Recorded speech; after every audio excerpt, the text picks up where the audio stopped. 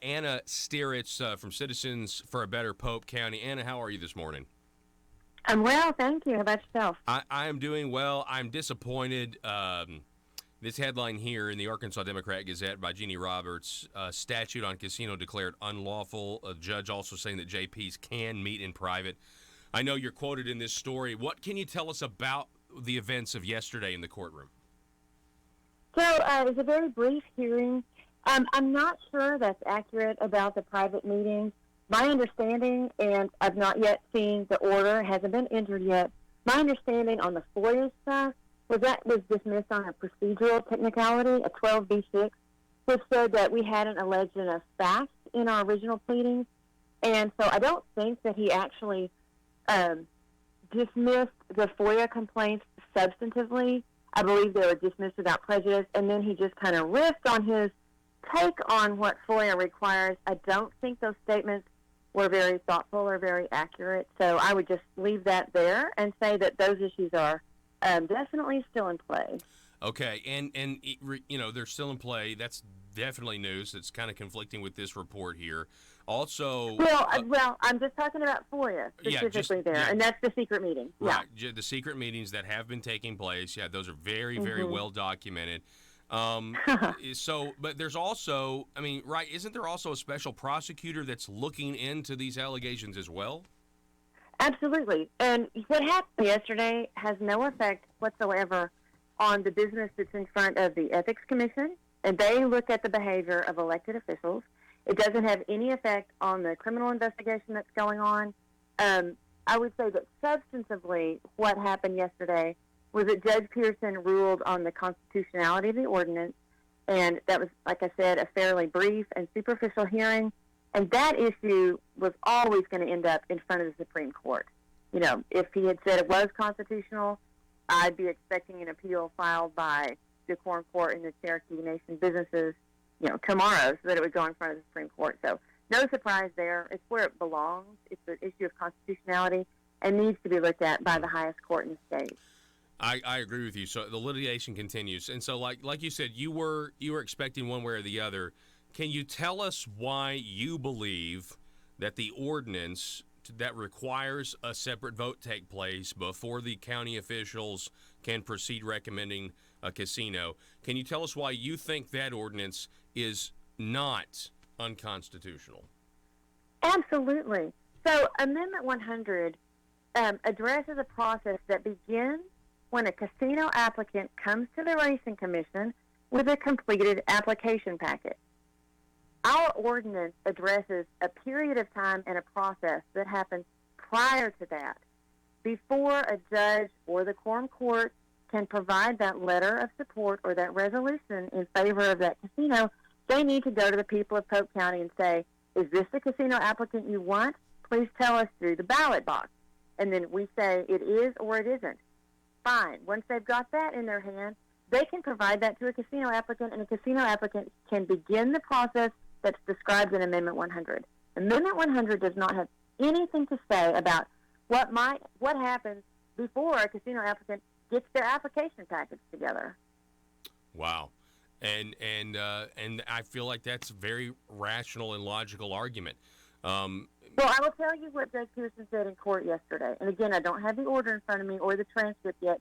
But he said, having this ordinance stand might have a chilling effect on a casino applicant. Therefore, it has to give way to Amendment 100. But that reasoning doesn't really stand up to scrutiny. There's a lot of things that could have a chilling process, a chilling effect on a casino applicant. For instance, the fact that they have to have casino gambling experience, that's actually in the amendment, so that's maybe a bad example. But, there's any number of things that might chill the casino's ability to get an application packet together. That doesn't make those, factors of real life unconstitutional. So it was a very, I would say, expansive, loose, and I'd say not particularly accurate analysis, but that's me. I don't mean to impugn Judge Pearson, but that's my take on it. What do you think? We're talking with Anna Stiritz from Citizens for Better Polk County. What do you think about like the timeline? Obviously there's now going to be an appeal. This is going to wind up, like you said, before the state Supreme Court. What kind of timeline are we looking at here? Well, we do have to file our notice of appeal within 30 days, so I'm sure that will happen. Now, that being said, the legal team has not laid out in front of me, and I'm not one of the attorneys, exactly what our process will be. So I'm speculating that within the next 30 days we'll file that notice of appeal. Okay, that's very good news, and I feel like it's sensitive. In terms of the racing commission and these casino interests. I mean, they certainly want to kind of, it seems like, just kind of ram this through. And so I'd like to talk to you about that, because I feel like what's going on with the stereotypical idea of what happens when a casino comes to town is exactly. Wow, we're just walking through the TV script, aren't we? Exactly. It's like an episode of Yellowstone. I don't know if you watched that show with Kevin Costner and I've heard about it. Yeah, I haven't seen it, but it sounds pretty true to life. Yeah, and so 70% of the citizens of Polk County voted against this concept of getting a casino there, and yet. Well, to be accurate, they voted in favor of a voice in the process, but 60% of them said no casino very clearly. Okay. Yes. Okay. So 70% said they want a voice in the process. 60% have voted against the casino. Okay. I'm glad that you make that point and you make that you clear that up for us. So what about this group, Polk County Majority? Because I don't know how they're calling themselves the majority when we just referenced that 60 or 70% of the people are clearly the majority, and they're not. I feel your confusion. We live in a country where you can call yourself whatever you want, but it is not accurate. And the ironic thing is, people tell me every day who are adamantly anti-casino, oh, yeah, I'm part of Polk County Majority, because they want to see what they're saying. And, for instance, I'm not going to name names, but someone on our legal team is a member. People that are very active against the casino, their family members are on that page as quote-unquote members, so they can keep an eye on what's going on. That 7,000 number is absolutely meaningless. And lots of those people don't even live in the state of Arkansas. Some don't live in the country. Many of them are not registered voters. And, they get up in arms and say, how can you say a majority of people don't support or are against the casino? A majority of people didn't even vote. I'm like, when we say majority, we mean a majority of the people who went to the polls. Period. That's always what we mean when we say majority. Mm-hmm. Yeah, it doesn't make any difference. I mean, the ballot box is how we govern ourselves. So you're exactly right. We are not governed by Facebook nonsense. Man, I tell you. So, can I ask you, because I've talked to Larry Walker several times about this. The Citizens for a Better Polk County. How would you describe some of the main objections to the idea of a casino? Is it because of the things that come with it? Is it you're worried maybe about the moral degradation, what this will do to the community? Why do you think a casino would be bad for Polk County? So let me clarify that Citizens for a Better Polk County exists to promote local choice in this issue. That being said, probably the majority of people who are active with Citizens for a Better Polk County do not want a casino. And I can only speak, I'll speak from my own experience and also what I hear. My objection to a casino is that, you can look at the literature and you can know what's coming down the pipe.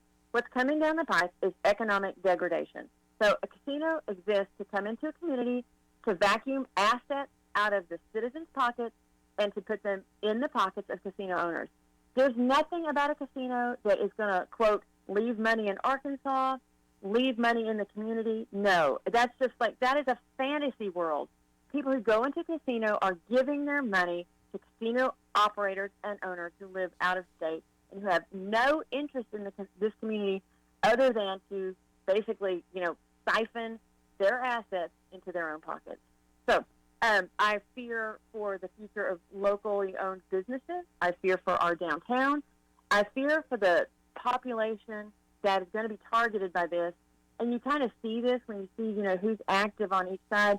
There is an element, statistics say that you are most likely to go to a casino and lose money there if you can least afford it. So I'll just leave that there. Yeah, yeah.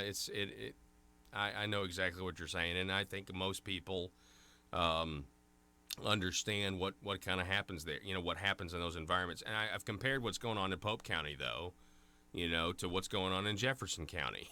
They down there are, for the most part, it's all happy because everybody wants it. That's what's so frustrating here is this idea of the consent of the governed. These county officials, from what I understand it, and I don't live in Polk County, but I've spent a lot of time there. It's a great area. It's a really, really nice area, a great place to live. It is wonderful. But a lot of these JPs, the county judge, I don't think they ran for office on a pro-casino platform, did they? I would agree with that. In fact, some of them were very vocal in their opposition to the casino. Some of them Facebook pages, you can go back and see where they're promising the people, I'll stand with you, I'll never vote for this, this is terrible. You turn around and they're the biggest casino proponents ever. They've steamrolled the process, they've been dishonest, they've spoken out of both sides of their mouths, and they've been the most active in really creating this travesty in our quorum court. And again, I think that goes with look what the casino has done to the local government there. I mean, now you have, I would say, at least half of the voters that don't believe they can trust their elected officials, and that's also because they are meeting in private. Can you kind of go back over for us what led up to the lawsuit concerning the potential violation for the Freedom of Information Act? Yeah, for sure. So I can't remember exactly the timeline. I believe it was either right before or right after the quorum court had their special meeting on August 13th, where they brought forward this resolution in favor of the Cherokee after zero public discussion, zero. Then several citizens, I was one of them, stepped forward with affidavits that we presented to the prosecutor saying, we had personal knowledge of secret meetings. Now, I had personal knowledge of one secret meeting, and so, that's what I said in my affidavit. I know this went on. There were other people, including a quorum court member who had personal knowledge of other secret meetings and signed affidavits to that effect. So that's what kicked off the investigations. Those were handed, our local prosecutor said, I'm not the person for this. There could be, the appearance of conflict. So we did have that. He did have a special prosecutor, Jason Barrett, appointed, and that investigation's ongoing. So, the big deal about secret meetings is we're talking about a lot of money. $38 million is part of an economic development agreement. So while our county judge was telling the public, we're not going to have a casino, I'm not going to write that letter ever until a court tells me to, he was actually at the same time meeting with casino operators, hammering out deals. None of that was done in public, and there were apparently quorum court members in on that, participating in that process. And interestingly, this has not really been made very public, although it happened in public. At the September 5th quorum court meeting, Ben Cross, our county judge, made some very interesting remarks after the meeting about whether or not he could accept private money from private donors and whether or not he and the quorum court could meet in private. And so I actually have a transcription here in front of me. He made statements like, if someone wants to walk into the room and talk to you about his private money, not dealing with appropriations money, it just happens to be a private $38 million donation, but it's private funds, lacking any need for any public entity to review it because it's private money, not taxpayer money, etc. He goes on to talk about, quote, we as a body can talk about, I'm going to skip a little bit here, Amendment 100 as much as we want because the ability to change that amendment is above our scope and authority, and therefore the discussion amongst anybody about an amendment that they can't change cannot be construed to be illegal because, quote, we have no ability to change it. So he said on the record that they could meet about Amendment 100 in secret as much as they wanted. They could accept private money as much as they wanted, and since it wasn't taxpayer money, no one had to review that, etc. So those remarks, as far as I know, haven't appeared in print anywhere, and that's just my informal transcription, but I did take it from the recording of the quorum court meeting. Wow. Yeah, we need to get that. We need to get that up on conduitnews.com, honestly. I'll be happy to provide you with my my unofficial transcript. Yeah, and I'll put the recording. I mean, if you can get me access to the recording, Anna, I'll put that up there as well. Yeah, those are always available from the county clerk, actually. Wow. Anna Stiritz for Citizens for a Better Polk County. Thank you so much for fighting for the folks to just at least have a choice, at least have a say. And we look forward to hearing, what's next. And obviously this will go before higher courts. And so we really appreciate it, Anna. Thank you very much.